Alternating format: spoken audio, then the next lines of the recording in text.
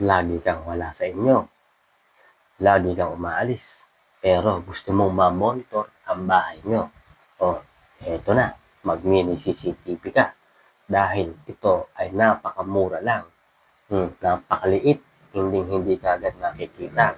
Lalo na kung mayaya ang iyong mga anak. Hindi ka mapakali.